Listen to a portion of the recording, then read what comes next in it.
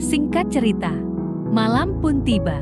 Semua orang terlihat sedang berkumpul di satu ruangan, Sembari merayakan minum. keberhasilan mereka menemukan sesuatu yang dapat merubah cara pandang semua orang. Di mana salah satu anggota bernama Derek yang baru selesai buang air kecil pun iseng memeriksa bongkahan as aliennya yang tepat saat ia sedang anteng dan fokus memandanginya. Tiba-tiba ada suara seram yang mengagetkannya dari belakang.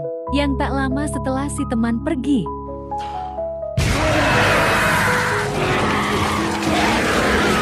dengan cepat, Derek memberitahu semua Sempat orang dikira bercanda. Dr. Sander dan semua anggota pun benar-benar terkejut setelah mengetahui jika makhluk itu masih hidup. Dan celakalah mereka semua, karena ini bukanlah perkara yang biasa. Dr. Sander membagi tim dalam 3 kelompok untuk mencari ke berbagai penjuru, stasiun atau kamp dikira sedang membagong atau hewan konvensional lainnya. Mereka terlalu polos untuk menyadari bahwa makhluk ini tidak sama dengan individu yang pernah mereka temui sebelumnya. Dan ya, satu anggota tim bernama Hendrik pun ditarik ke dalam kolong. Yang bernama Ole pun langsung memberitahu yang lain nyawa Hendrik tak tertolong setelah ia dimakan hidup-hidup oleh makhluk sehingga tak ada pilihan lain. Mereka terpaksa harus membakarnya.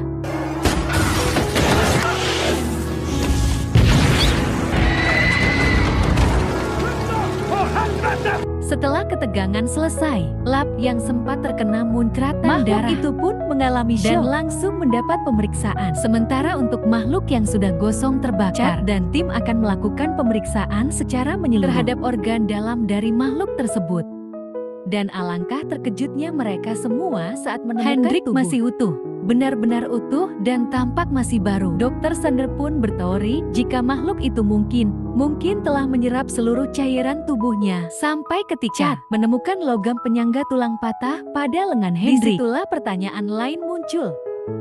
Setelah dikonfirmasi Hendrik memang pernah mengalami kecelakaan sekitar 1 tahun lalu dan logam penyangga pada bagian lengannya. Namun yang aneh adalah bagaimana logam itu bisa terlepas sementara lengan Hendrik masih utuh. Mungkinkah logam itu keluar dengan sendirinya merusak jaringan kulit lengannya? Nah loh, bagaimana ini bisa terjadi guys? Penasaran dengan hal pun langsung memeriksa sampel darah Hendrik dan menemukan sesuatu yang mengejutkan ketika sel-sel makhluk itu memakan sel dan membuatnya menjadi baru, sehingga dapat ditarik ke kesimpulan bahwa makhluk asing ini dapat meniru atau menyalin apapun dan siapapun yang telah terkontaminasi olehnya. Keesokan paginya, ketika Olaf akan dibawa pergi ke rumah sakit, Kak Jeti curiga, jangan-jangan si Olaf telah terkontaminasi darah alien sewaktu terkena munceratan. Darah semalam tak bisa asal menuduh tanpa bukti.